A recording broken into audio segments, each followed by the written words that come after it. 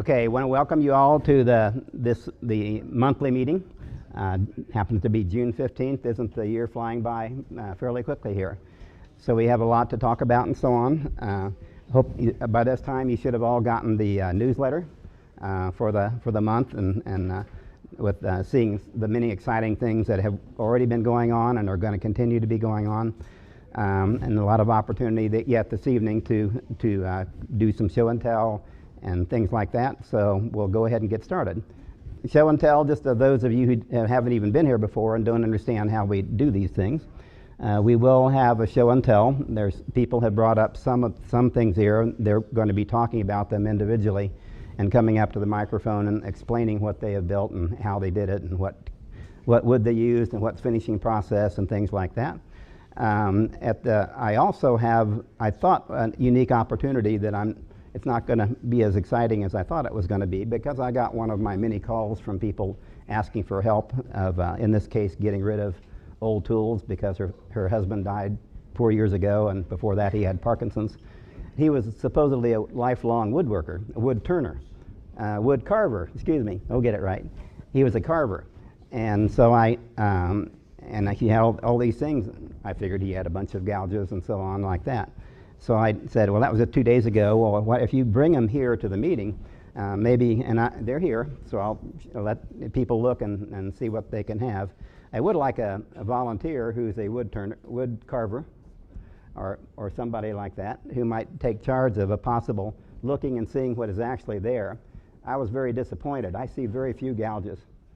I see a power carver and stuff like that. But anyway, at least that's going to be kind of added to show and tell, and if one of you would be willing to maybe be the key person of taking things home with you, and then we'll have kind of people can call you if they're interested, and then I'll give you the name and address of the person who is trying to get rid of the tools and everything. But I was disappointed. I was expecting 100 different gouges and so on, but didn't turn out to be that way. So that's what we're going to have towards the end, just before the presenter. There are always new members or visitors. So if any of you are a member, but a new member that hasn't been here before, or if you're a visitor and thinking about coming in or just visiting to see what's going on at our meetings, please stand up, tell us who you are, how you found out about the Guild, what you've done already, what your plans are, anything that you'd like to say. So my name is John Wood. I actually live overseas, but I have a home in the area, and I'm just back visiting. I joined the Guild a few months ago. Just haven't had a chance to make any of the meetings. Great. I'll be moving back from overseas in January, so then I'll hope to make more of the meetings. My interest, cabinetry, different things, tables, different things like that, furniture, some furniture stuff. Yeah. Welcome. Yep. Thank you. Any other new members or visitors? Yes, my name is Mike Pauline, and I'm a new member. Interested in just learning more about woodworking. I've got a lot of tools, and I don't know how to use them all. And I want to learn that safely, so I'll be signing up for the safety course there real soon. And retired. Good. Yes, very, very good. Well, we have approximately 330 members that you can learn from, too. So that's... Well, Dan was the gentleman that got me interested and brought me along. So. That's a good person to know. Definitely. Thank you.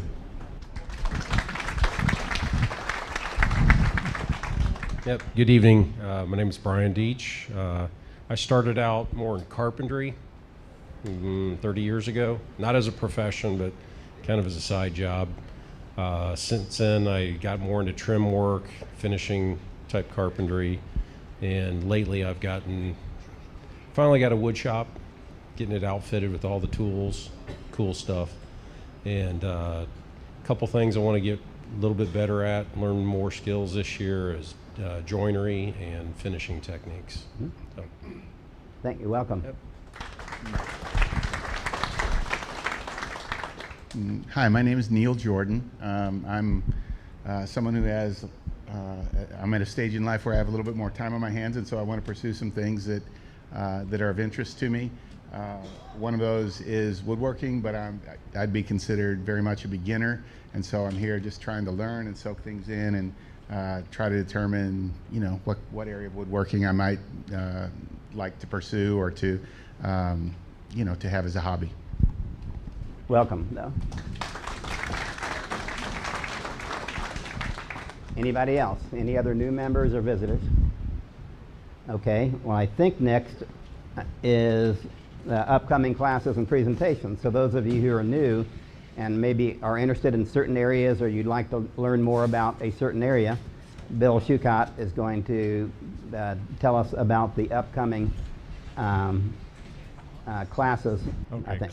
Classes in June, we're past June 11, June 24th.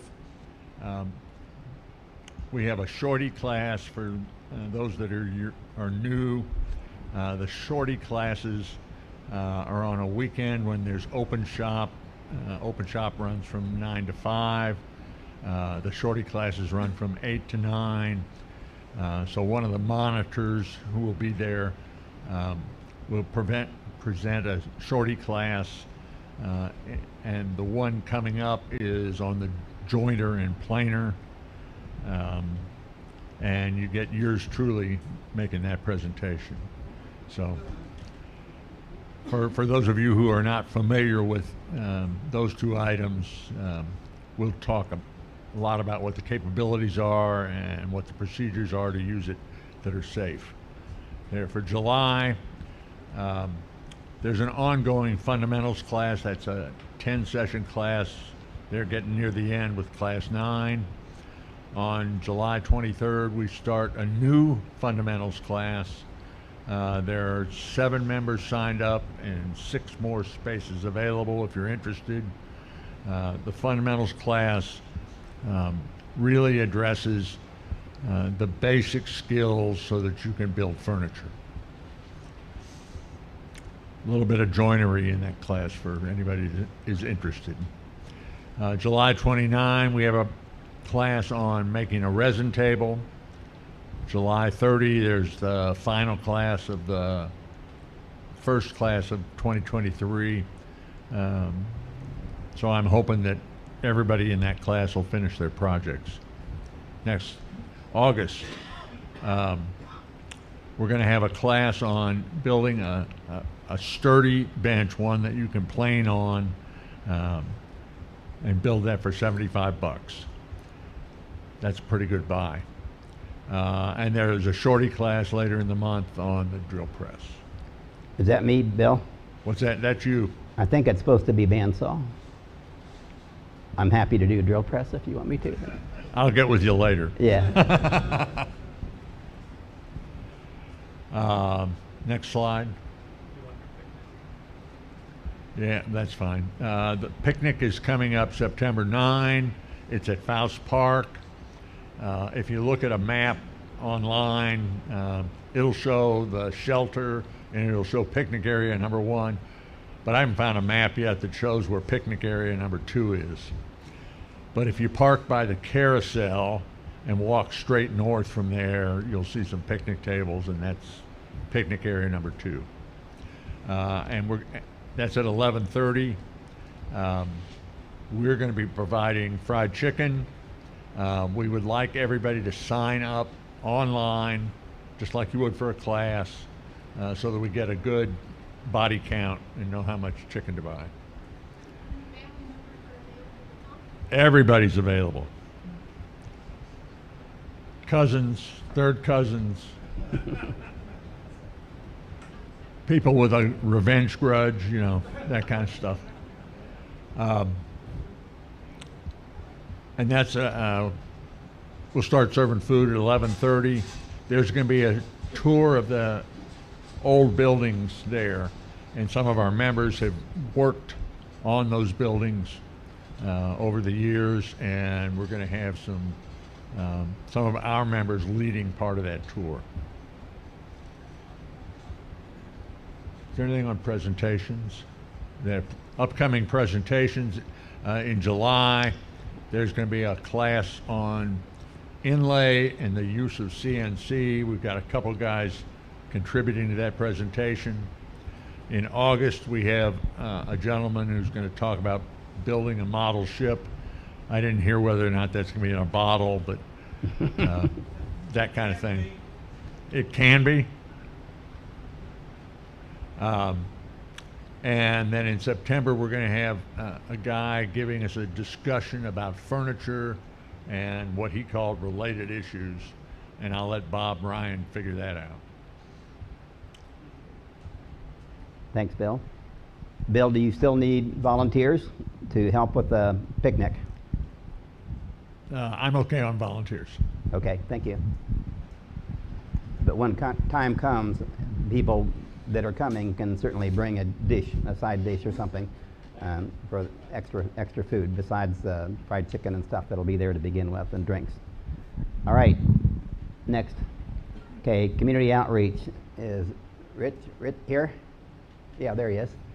So just a report on the toy program.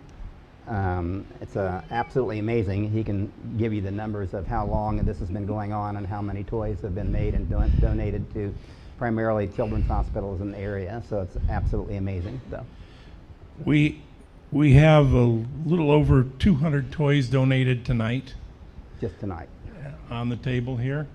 And we have a good supply in the shed, but we can always use more because we're getting more and more hospitals wanting the toys again. So if anyone wants to make a toy of any type, please do, and bring them to the meeting. Thank you. Okay, the Christmas toy program, I think Wayne is still gone, right? Correct. On a cruise. So that's continuing, and I don't know when the next Friday will be. I don't know when he gets back, but he'll be back tomorrow? The next Friday is tomorrow. Okay. To build a toy. All right. Home sweet home. Home sweet home. Hey, we need table builders. We've got plenty of wood. I'll be out at the shed Saturday, 10 till noon. It's supposed to be hot, so don't leave me out there sweating by myself. Come on out and pick up some wood. The shed is out by the shop in Faust Park. Ask a buddy or ask somebody at your table if you're not sure where the shed is. We do need new members that can help build the tables. It's good skill building. It's good skill building exercise. So come out, get some wood, and get involved in the program. Would really appreciate it. Anybody have any questions? Great, thank you. By the way, members of the guild built the shed that we have now a couple years ago. I think it's been now, though. The St. Louis Astronomical Society, I explained a little bit about this last meeting. I have the telescope that I brought back in. So what we're going to be doing is to be building them replacement parts of everything but the telescope, the wooden parts, the base basically. Occasionally someone will drop this instrument, and fortunately they haven't broken the telescope, but they often will break the base. I showed a picture last time of the one part just being destroyed, broken too. It's like fiberboard or something like that that's not really meant to be standing up to being dropped and so on. So Don Turner, Jason Sankovich, and Alan Brown back there. I'd like them to kind of get together maybe at the end of the meeting and so on, and I hope one of you is going to be taking this home with you. To their, so the CNC people are obviously the likely people to be able to start this process of making ultimately templates in addition to the 3D models and everything that are go into the CNC to try to be able to carefully duplicate these 4 pieces that often they need to get replaced and so on. So I'm sure hopefully at that point the 3 of them may help to decide, but if they end up coming up with templates, then we'll be going back to the general guild and saying, here's your template to make this piece and so on. We'll talk about what the wood is going to be and how thick it is and so on, but you'll have an exact template to use. For instance, if I had the template, that's how I would do it. I would rough saw the dimensions and then use the template to have a router with a bit in it that trims right up to the template. So it will obviously reproduce the exact dimensions of those pieces and so on. So we haven't decided for sure, but hopefully we'll be able to not have the CNC people make all these parts, but actually come up with everything they need to make it easy for the members to go ahead and help participate in this program as well. Anybody have any questions about the St. Louis Astronomical Society partnership? Another example of our community outreach. So, okay. A survey of guild members. I've had several people ask me over the years, how can I find out how the 330 members we have, how many of them are maybe particularly interested and have particular expertise in finishing or in dovetails or whatever. And we've never really come up with that kind of a list. We're not talking about just the one person in the guild that's an expert at this or that or the other. So I want you to take this seriously. We're going to be developing some kind of, it won't be Survey Monkey, but something like that, a survey to go out to members. And one of the things you're going to be looking at is the second thing that I was just talking about. Explore your willingness to be a contact person to offer verbal help or answer questions from a member about areas you have experience in. So again, we're not talking about you having to be an expert at something. We're just talking about somebody, we may have 10 people who have had experience in finishing. Anybody who is having trouble in that area, they could get a hold of these people and so on. So please do that. A lot of you have been asking about it. Take this seriously. A lot of times you do a survey and 10% of the people fill it out. So try to go ahead and do that. Another thing we're talking about doing, Todd, do you want to talk about it a little bit? Sure. Yeah, one of the things that we wanted to try to help support the membership in is getting new members more involved. We've got a lot of new people that join, and a lot of folks may not be retired yet. A lot of us are younger, in our 50s or 40s or 30s.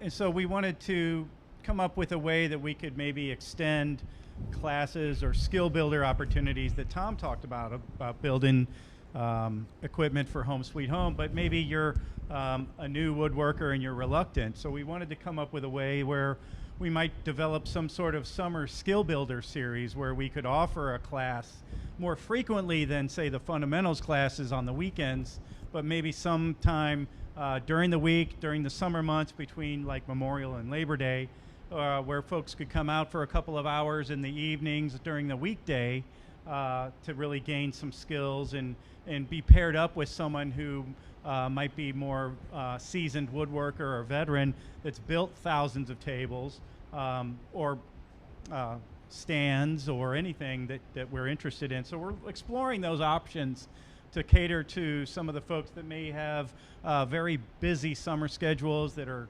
taxed and tapped out on Saturdays and Sundays. So we thought that might be an opportunity. So we're looking into those possibilities. We'll probably be coming back next month with a lot more information, but right now we're just kicking it around, and that's one of the reasons for the survey. We want to know, what are people interested in learning? What are some of the things you want to get out of the guild that may not be satisfying your particular needs? So that's part of the survey motivation as well, is we need to learn more about what the 300 some odd members really want out of the guild. So that'll be the other part of this survey. And anything else that anybody could think of they would like to be added to the survey or whatever, we might look into that then too. One of the benefits, as he mentioned, is a lot of you, unlike some of us older people that are completely retired, you're not retired. And so your use of the shop may be only on the weekends because it isn't open in the evenings at all. So to me, that's one of the benefits of this, is that we might end up having some hours like 6 to 8 o'clock in the evening where those people who are full-time working in general could be able to come out and do some things at the shop at times that are more suitable for their schedules and so on. Okay, any questions about this? This survey is going to determine whether we're going to proceed with this and how, if we have people that are willing to volunteer to be, what word did we use, the vets or something? Yeah, veterans. we're trying to establish it to be something where we pair up a veteran with someone who's learning, right? So it's more of a one-on-one or one-on-two kind of relationship where you can get a lot more hands-on. To again, if you're new, you're not sure how to make that cut, your mentor or your veteran may be able to help, show you how once, and then you do the next one, kind of thing. So if you probably don't remember, but in my president's letter the first last month, I mentioned one of my goals is to have there be more involvement of you all in the workings of the guild. I really think that's probably true in all organizations in the country, but certainly it's true with ours, that probably about 10% of the people here do 90+% of the work. And we have such talented people here, it'd be a shame to not utilize, to not have more of you become more involved and see how exciting it can be to you. And when you become more involved, the more you're involved, the more you want to be involved, and the thing just kind of progresses. So this is just another example of a place where you could become involved even if you don't consider yourself a vet or anything. So next slide. Okay, so we ran out of time last month. Hal Donovan did a wonderful video of the tour of the Quinn Saw Company, which had moved to a new location, a much larger location, and so on. Did a wonderful job. And for those of you, by the way, when we publish the meeting and so on, the hits. Who keeps track of that? Is it Adam? Of the meeting, Grady. The hits on these things that people sign up for or whatever to look at this meeting as an example, not in person but at home. But the second most common hit besides the meeting itself was the Quinn saw build and so on. So it's only about 5 minutes or something like that. So we didn't have the opportunity a month ago, so he's going to show us the Quinn saw video that was done when they invited members and so on to come and see their wonderful facilities for sharpening. So go ahead, Hal.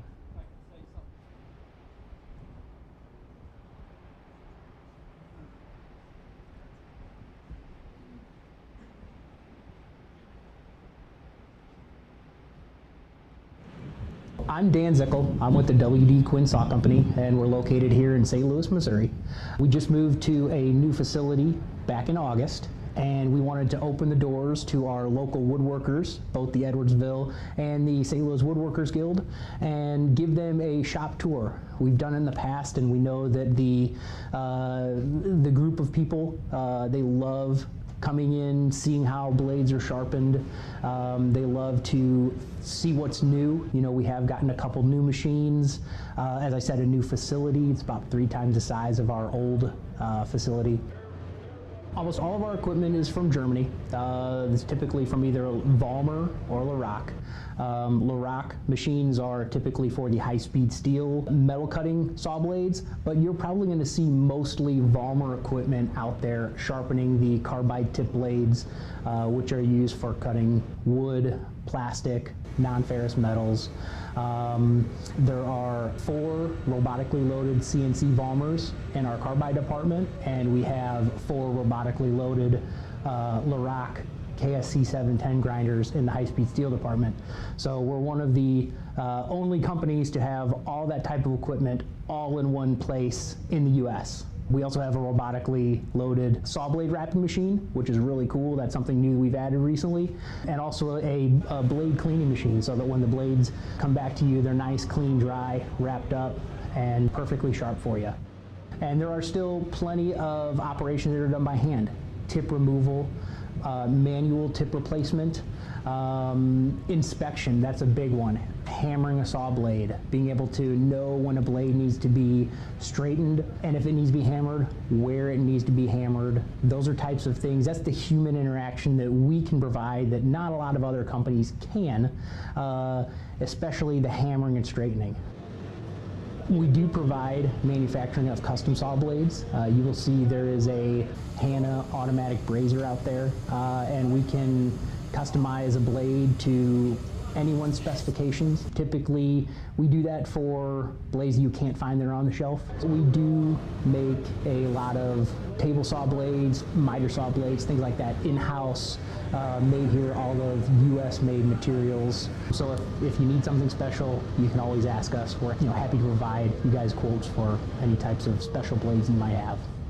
Well, it was very interesting to see the way they handled the blades, come in and get thoroughly cleaned and inspected, and then determine what modifications need to be made if something's bent or a carbide tooth is missing, and they're set up to make all those repairs right here. Very impressed with as much automated equipment that they have, and they not only do the repair to the blade, but they thoroughly check it out and make sure that it's worthy and safe to use. We also have a breakfast for them that we are offering. We got some pancakes, we're having some attendance prizes, some drawings, and I think that everybody's just gonna have a good day out here. Everyone here is very welcoming, and what I notice is you can tell that they've been in business for a long time because everything is organized in a way that is meaningful. And there's some really cool equipment. I'm really impressed. The breakfast was good, so I did have a chance to have coffee and pancake. The sausages were awesome. I had a good time today. I'm glad I got up for this. We just love opening the doors to the local woodworkers. We've had a great turnout today. It's more than we could have imagined, and I hope that everyone has had a wonderful time here.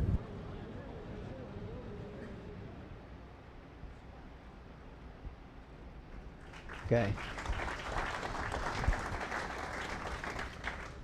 Thank you, Hal.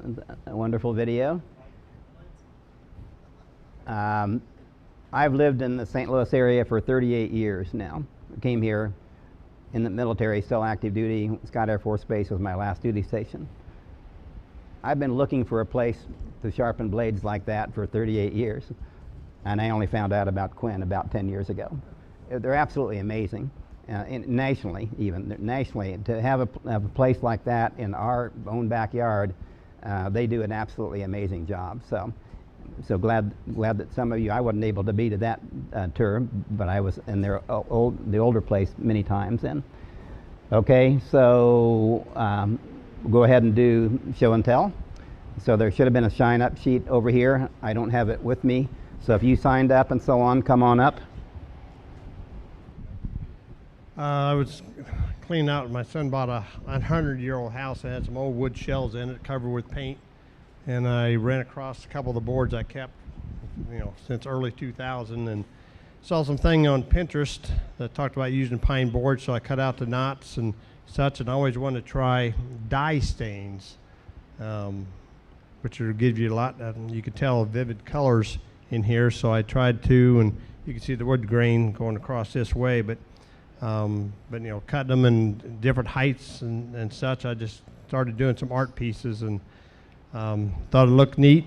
Thought I'd actually, my wife thinks it's not basement worthy; it should be upstairs. So I thought that was a good compliment.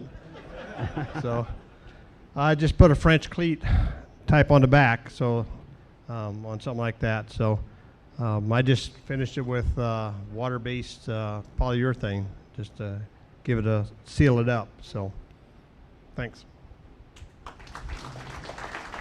Any questions? Thank you. If you have questions for the presenters, try to do it soon, and I guess we're going to have to go back and forth with the microphone if you have questions. Oh, here. I'm Mike Peary, and here we go. This little cross I built out of hickory, pecan, cherry, and walnut. It's 12 foot tall, 77 and a quarter inches wide, weighs 300 pounds. That's why I didn't bring it today. And then I made a crown for it out of hawthorn thorns. So that's at our church. Each board is 1 3/4 thick. The pecan is 3 1/2 3.5 inches wide. The cherry is 5¼ inches wide, and then the walnut is 7 inches wide. So there's a video I'm going to show in a little bit here. And I used Dennehy's design with a cross. It's a layered cross, but if they show the video in a minute, it'll show kind of how massive this thing is. And the different layers. It's kind of hard to see that up on a wall, projected on a wall, especially when it's way up in the air. So I used six people. Yeah, 6 people to carry it in. So I used walrus oil on it, and then I used just paste, wood paste on it as the finish, so the final finish. But it was pretty nice. But any questions or anything? Any questions for Mike? Yeah. Where did you install it? Troy First Baptist Church, Troy, Missouri. Thank you. Thank you, Mike. That combination of woods, walnut, cherry, and some lighter wood and so on, are kind of a nice combination for contrast before you even think about staining or dyeing or whatever. So.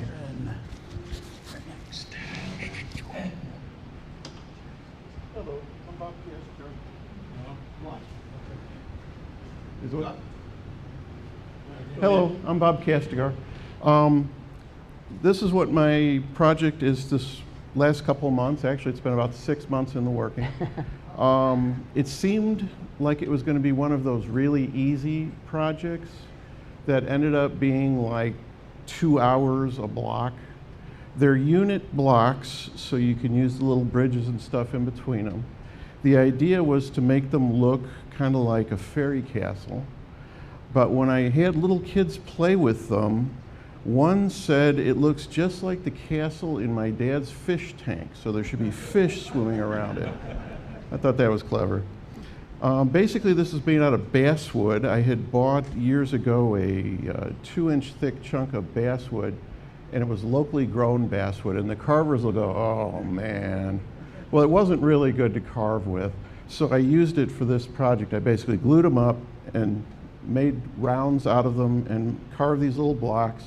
I got a chance to use all those Forstner bits that you have that you've never used, that 1 3/8 or whatever, because I drilled out a lot of these, and I found that marking them up was really difficult because you put a protractor on here and you're so off the part, it was hard to tell where you were.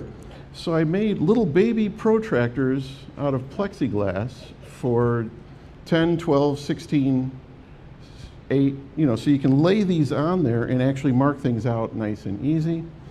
And then I found that also I needed often to draw a scribe all the way around, and that was getting to be kind of a pain. So I just made a little block, took a piece of brass and drilled holes every 1/4 inch. And then when you put it on there, you put the pencil in the hole and you just turn the block. It marked it really nice. So it made it nice and easy to make that way. Unfortunately, all these goofy little windows and doorways, I drilled them with Forstner bits to start them and then finished it all with carving tools. I used flex cut short handle carving tools, and it worked really well. I thought it was kind of cool. Again, it took forever, so it's not the kind of thing you're going to make a bunch of and give them away. But it was something unusual. It gave me an opportunity to practice my carving, and it was kind of fun to just experiment with different blocks and what might look cool. Questions? Any questions for Bob before he leaves? Thank you, Bob.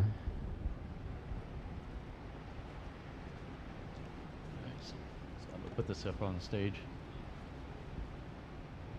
You guys able to hear me? Okay, so this is a table I built. I was between projects and I had a bunch of different scrap laying around, so I decided I need a little table by my recliner. So I built a little corner table out of walnut and cherry and a nice light maple. I got a little bit of spalted maple on the top there.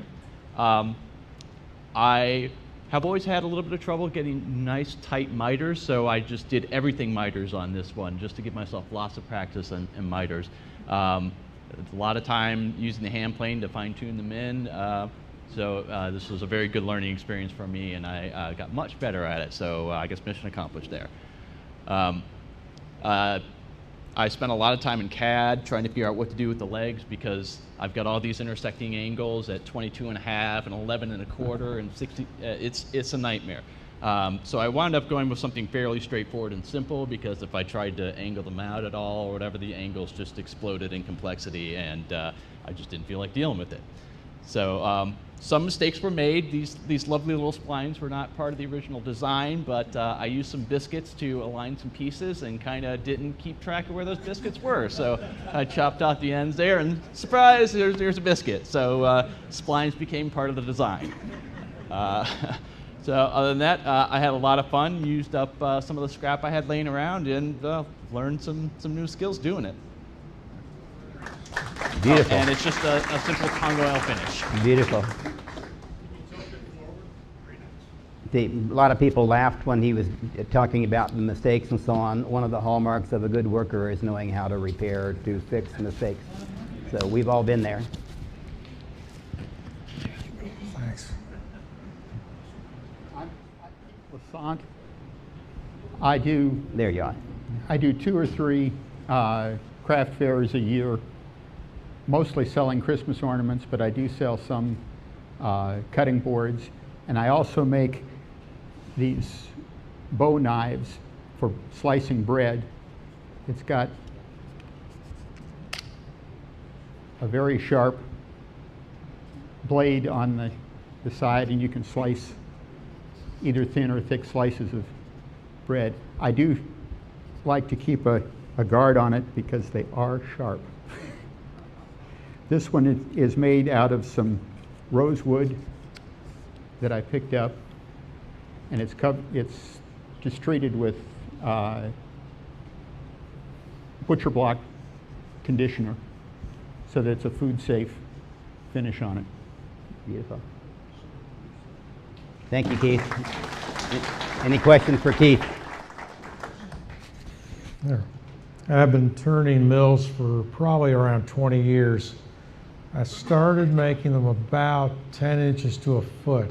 This one's 14 inches. And the wood is snake wood from South America. I think it's the prettiest wood I've ever seen because of all the blotches and the figure to it. Trouble is, like most pretty woods, it's tough to work with and tough to live with. It's almost as hard as lignum vitae, but it's very brittle, it's splintery, and after a while it may lose its color. So I like to store it in areas away from the sunlight. And the inlays on top are holly, which is about 1.7 in diameter, and African blackwood, which is 1.5 inches in diameter.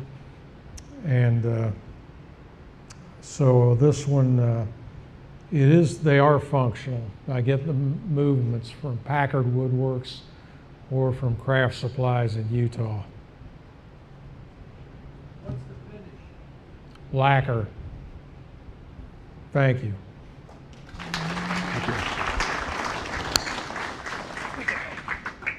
And the other thing that isn't in the program, because I just found out about it tonight, another of the videos that Hal did was of Bill Muth and his many contributions to the toy program and so on over the years.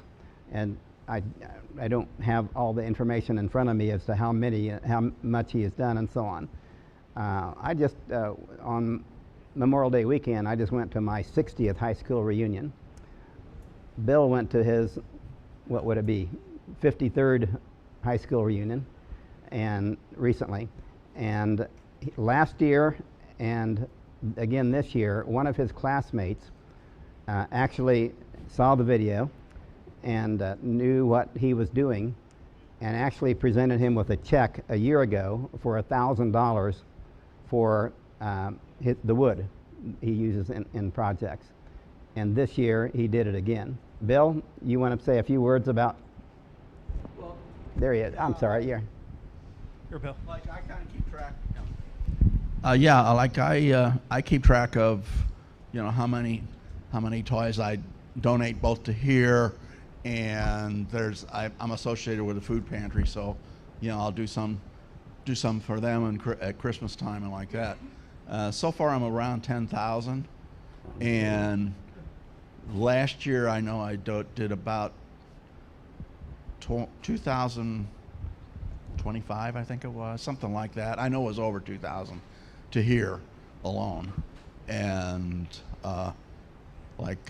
this coming year, Toys R Us is going to be really big because I've bought a Morrising machine, and Bill Shushat came out and helped set it up. And so I'm making these little baby beds for American Girl-sized dolls. And I made them before, but they were screwed together, the headboard part. And now they're all mortised together, and only the sideboards are screwed, and that's all hidden, by the bed. So hey, works out. But yeah, this guy surprised me. He just sent me an email saying, "Hey, do you buy your own wood?" I said, "Yeah." Not anymore. No.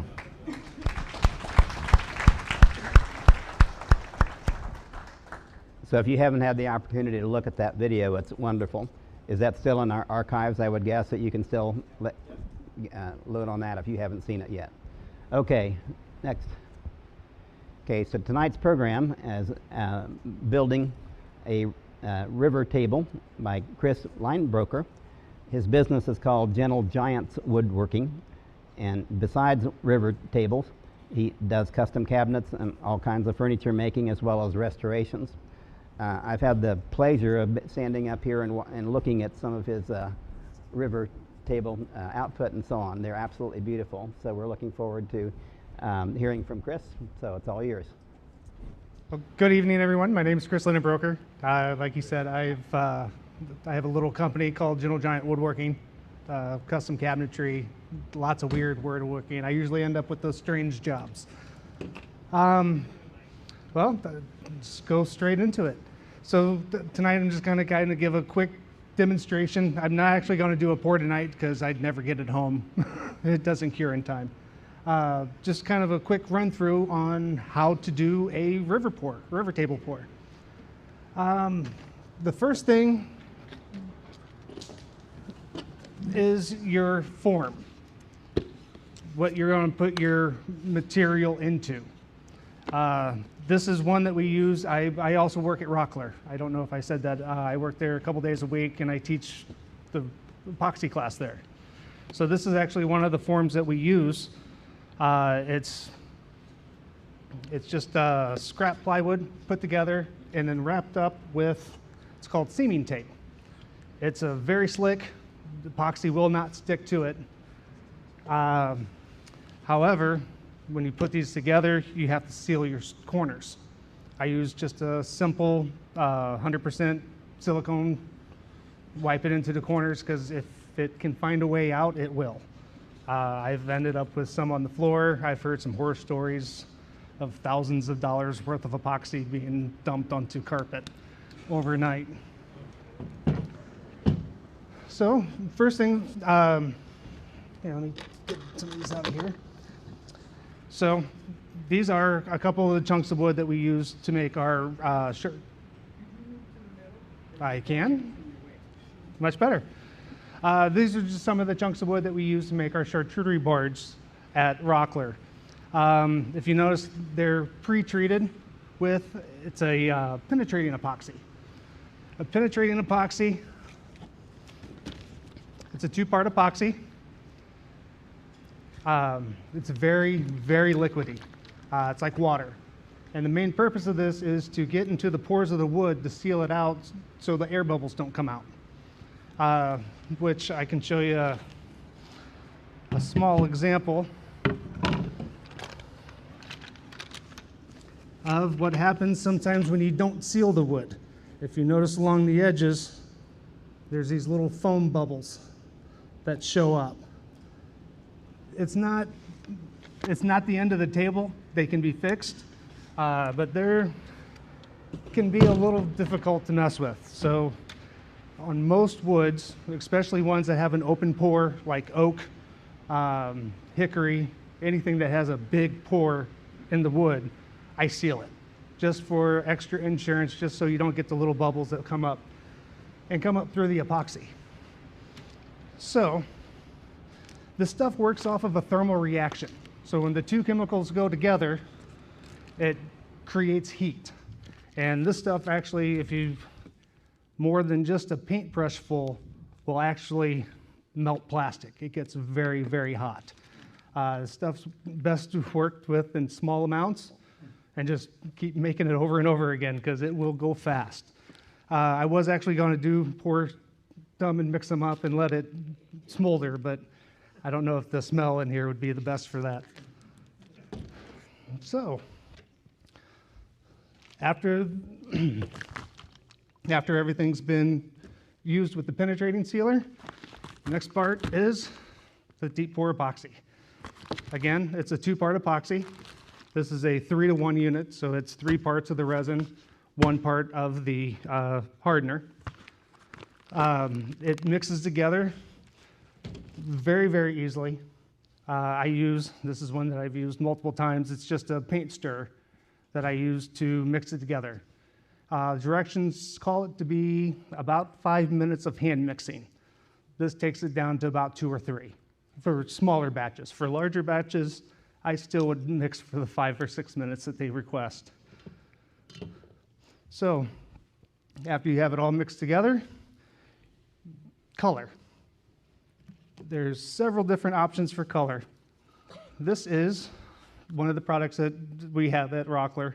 It's called Eye Candy. It is a mica-based colorant.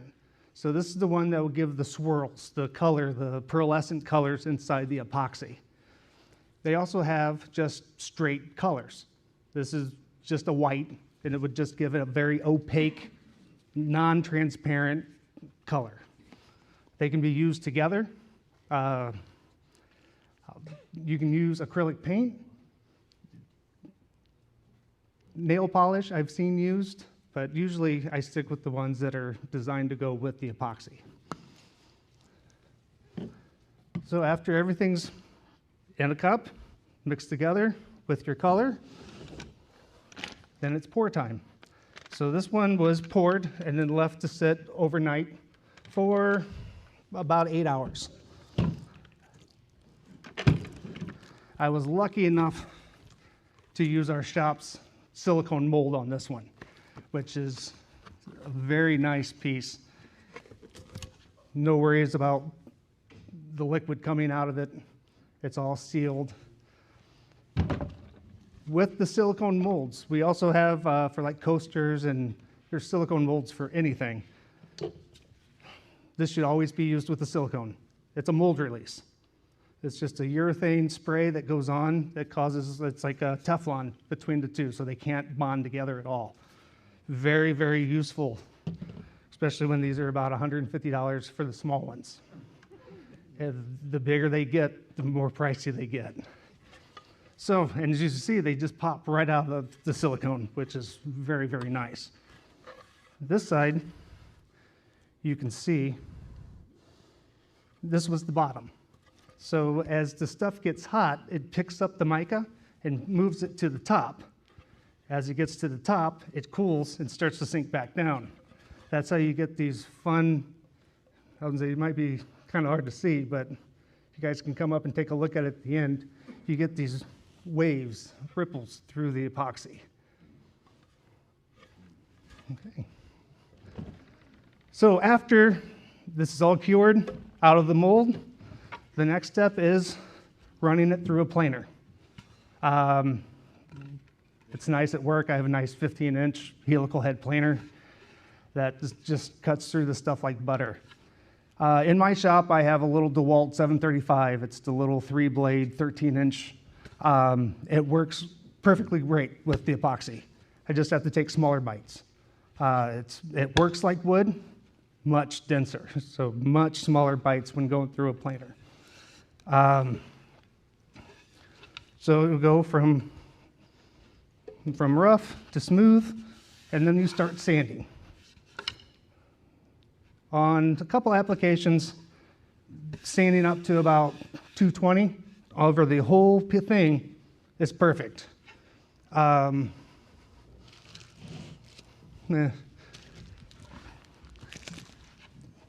it's sanded, well, if it's sanded to 220, one of the finishes that can be used is called a tabletop finish.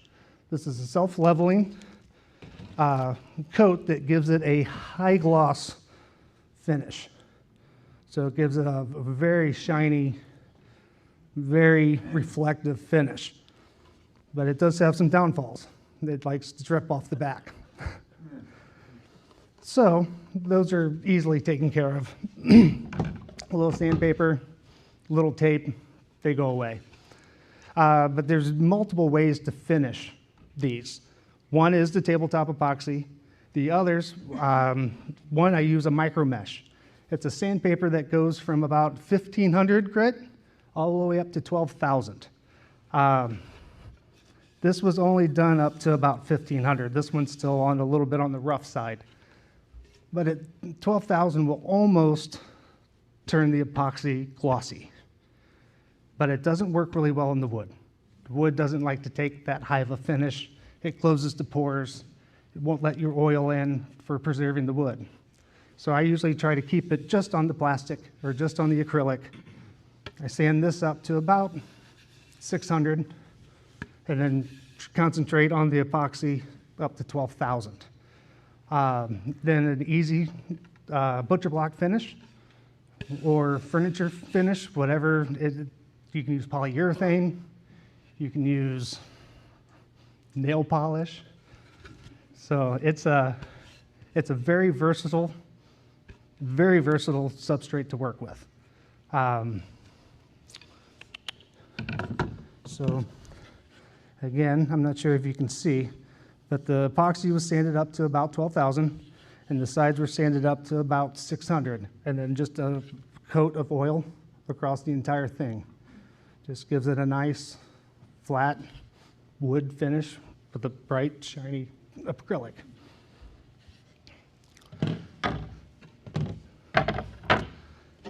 The leftovers. Leftover epoxy is always kind of fun. I just do multiple, pardon me, I do multiple pours just with different colors just to kind of give, just so I don't end up in a waste, in a landfill.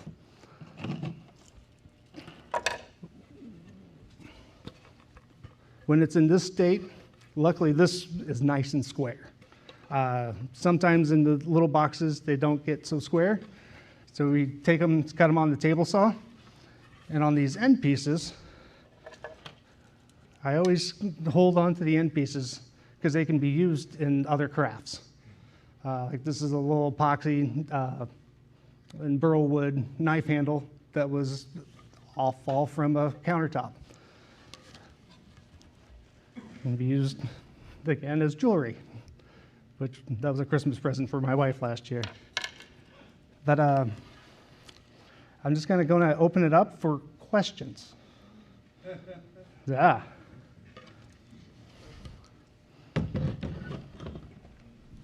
How do you accurately measure your mixes so that you don't have sticky goo for 16 hours? That's a good question. I was actually trying to stop by Rockler tonight, but they closed at 6 on me tonight, and I wasn't able to get in. But I use, it's called a ratio cup. It's a transparent cup that has it goes from 1 to 1 all the way up to 8 to 1 in gradations. So this stuff is this is a 1 to 1, but the deep pour is a 3 to 1. So on the cup, it has a 3 to 1 ratio. You pour it up to one part, you put your hardener on the other top, mix it together, and it's good. This stuff is done by volume, not by weight. So if you have a scale, you don't want to use that. The two different molecular densities, and they just won't work correctly. They won't harden correctly, or they'll get too hard and crack. So eyeballing my Solo Dixie cups is the reason why this didn't set up very well? It could. I've used that in the past as well.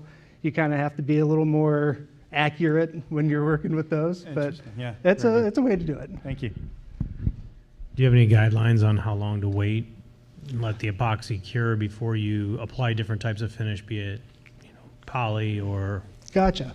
The this epoxy, since I work at Rockler, the MAS or the MOS is the one that I have ready access to, so that's the one that I use the most. Typically, under good circumstances, with normal temperature around 70, 75 degrees, with low humidity, it usually takes about 6 to 8 hours to be workable. Higher temperatures, the faster it will go. So you have less work time the hotter it gets. But in the reverse, in wintertime when it's cold, you have a much longer open time. So you can do slightly deeper pours in the wintertime. In the summertime, you have to do smaller pours. If it gets too thick, the chemical reaction happens too quickly and it can boil. And when it boils, it can get pretty nasty pretty quick. So keeping it exactly to 3 to 1 is very, very important. Do you always use a deep pour epoxy, or what is the maximum height or minimum height you should consider for the different types? Gotcha. So a standard deep pour epoxy, they say you can pour about 2 inches thick. That's over a certain area. With the gallon kits, they typically say not to pour more than half at a go. It's just kind of a rule of thumb. It's not a law to live by. It's just kind of a rule of thumb, depending on the size of your project. On their website, they have a mass converter that you can put in, general widths, depths, and lengths, and it will give you a approximate of how many pours you should have in that area. So in a smaller pour like these, about 3/4 of an inch, there's about 1.5 quart of material in this. It's more than enough for a single pour. If it starts getting larger, like a 2-inch or 1.5 inch pour over a little bit bigger area, you would have to do it in 2 pours. A lot of people would like to do it in 2 pours to begin with. Some people will put a thin, like opaque at the bottom, and then they'll put plants, bullets, tools inside the epoxy and cast it inside the epoxy. So it kind of gives yourself an opportunity to do 2 pours. So do you let it cure between pours? Between pours, on that one, the rule of thumb is if you can put your finger into it and come up clean, that's the perfect time to pour. If it hardens completely, it's no problem. I usually take a little bit of sandpaper, scuff it up just to give it something to bite onto, and pour right over the top. It's a very, very forgiving, when used correctly, it's a very forgiving material. Could you pick up the board that you had in your hand a moment ago? You said it was 1.5 quart. Could you pick up the last board that you had? Oh, yeah.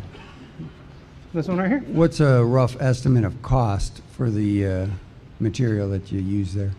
So this is about 1 quart of material. We have a small unit at Rockler. It's 1.25 quarts, and they're usually right around $40. Okay. Sometimes they'll go on sale for a little less, but they're right around that $39 mark. What is the shelf life and the pot time of the deep pour? Gotcha. So a shelf life, if it's unopened, you have about 1 year. Once it's open and exposed to the air, you got less than about 2 months. It will start reacting with the oxygen and start to decompose it in the bottles. So once you open it, it's best to get them used up so you don't end up with a lot of trash. Thank you. So I've seen a lot of people when they're dealing with a bigger pour and they're trying to deal with bubbles and they got to do it in a time-sensitive manner. They use a blowtorch. Correct. Typically, is there different types of epoxies where you do or do not want to be doing that specifically? I'm not. I'm unfamiliar with ones that wouldn't use a heat source to get rid of the bubbles, but that's a very common thing to use. At Rockler, I use a heat gun because they don't like the open flame. But in my shop, I use a blowtorch. I start up high and come down onto it so it doesn't blow the material out, but it doesn't take much heat to pop those bubbles. Thank you. How do you estimate how much you need in a pour? All right, that's a good question.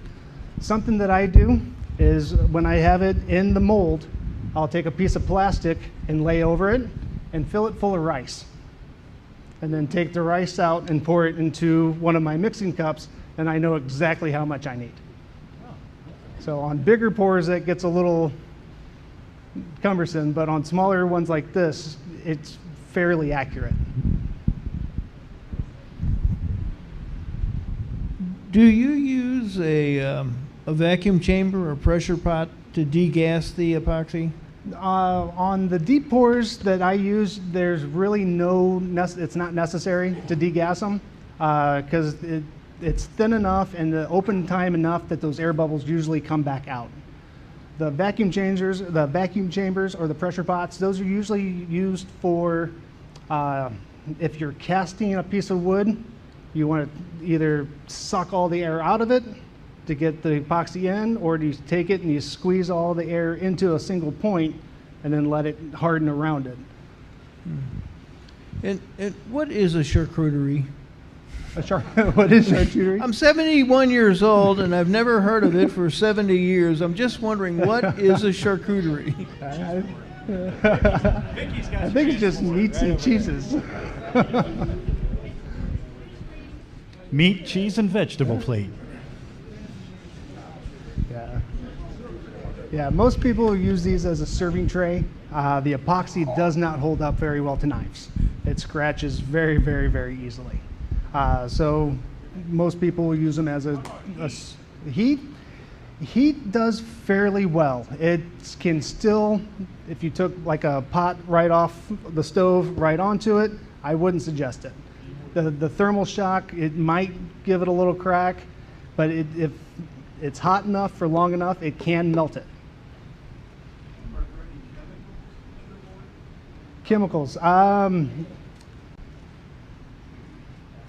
know that alcohol works very, very well with this. That's another good way to get bubbles out, is to take a mister, a squeeze bottle with alcohol in it, and mist above it. As it falls on there, it actually draws the bubbles out. And it's pretty clever. If you don't have a blowtorch or you can't get a hold of your wife's hairdryer, it's a good option. So can you, instead of planing it, could you use a drum sander, or will it clog up the abrasives? I have a little Jet 1632, and I've run it through mine before, and it does a very, very good job. The rubber eraser stick is your friend, though. Okay. It's an important tool to have with that, because it will gum up. It tends to burn pretty quickly. So again, light passes, but the sander will work great. Okay, so it's not like a sap on pine where it clogs it all up and you have to throw the belt away. It will actually survive. On a finer sandpaper, it will gum up. But on a coarser 100 grit, even on mine, I'll run an 80 grit. And it does fairly well. Again, you can't use it as a planer. You have to, again, very light bites. Very light bite. But Okay. it works very, very well. All right, thank you.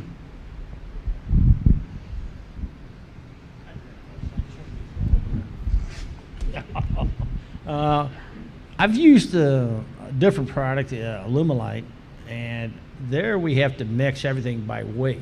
Correct. Is that the only pour that is done by weight, or are there other ones? The ones that we carry at Rockler, yes, that's the one that has to be done by weight. The other ones are by volume. Okay. The Alumilite, I've never had very good luck with. I've had lots, even on very shallow pours. It looked like seeded glass. It started to bubble inside. I've also heard that that's a really good one to use with a vacuum chamber or a pressure pot. The other question I had was, You mentioned about sanding like the wood at 600 and the epoxy at like 12,000. How do you do that? You're going to get some of the wood. I just try to keep the majority of the sandpaper just on the acrylic.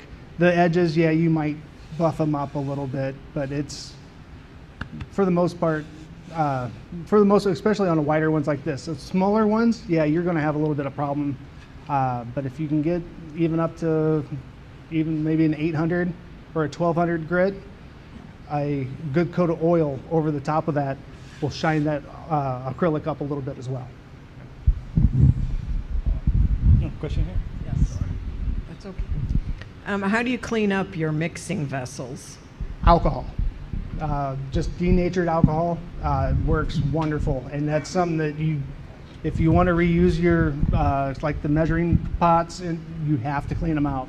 A lot of people say, "Oh, just let it harden in there and it'll pop right out."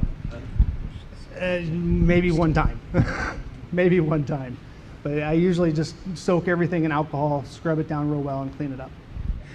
For small projects, have you ever used UV activated epoxy? I haven't personally. I've seen it used. It's very similar to a nail, like a nail salon epoxy, where you build it on and put it underneath a UV light and it hardens. But I've never used it in a woodworking application. Sure. Thank you.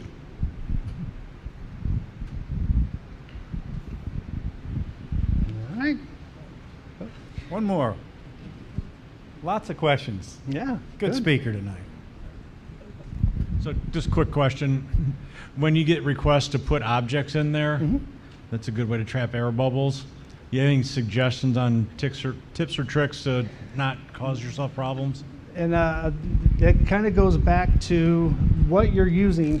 Again, if it's a porous material, I did a pour for somebody that had coffee beans in it. So I used the penetrating epoxy and actually mixed them up inside of them, kind of let them seal, and then scattered them into the epoxy. You mentioned earlier that when you mix the chemicals up, they get boiling hot and will melt plastic. What do you use as your vessel? Well, is it glass or is it metal or? It's plastic. I just don't let it get that hot. I've learned that from trial and error by mistake. I mixed up a little bit too much of it, and it sat on my workbench and boiled and smoked and melted the cup. It's pretty amazing how hot it got. Do you use a heat gun to measure what your what the temperature is that you're doing? Oh, yeah, a pointing correct. thing. Yep. I've used one in the past on larger pours. I will actually keep the epoxy in the bucket, and I'll keep testing it. Once it gets to about 105 degrees is when I'll pour it. Okay. Yeah, it helps the curing time a little bit. That's the same way I do to make sure that it doesn't get too hot to pour. Correct. Because it will get hot. A lot of you may be like me that didn't know what a river table was. So when I looked it up, the definition is the river is in the middle. So that looks like Correct. a river. Yep. So if it's on the outsides, it's called a reverse river table or Yep. whatever. It has other names, but that's the river in the middle there. Yeah. Okay, I was wondering, like, if you're doing multiple colors in your river, how you manage that, you know? Gotcha. So this isn't the best example of using two colors, but what typically happens is you have your you mix up your acrylic with the colorants in it. I usually put in a dam, just usually a piece of paper or a piece of cardboard, just something that will kind of impede the flow of the acrylics. You pour both colors at the same time, so it comes up the dam at the same point. I usually let them sit in for a while until it starts to get a little bit warm, and then you pull the dam, and then let the colors mix together. And at that point, you can even run a stick or a stirrer through it to kind of mix up the colors a little bit. Anybody else? All right. Well, thank you guys very much.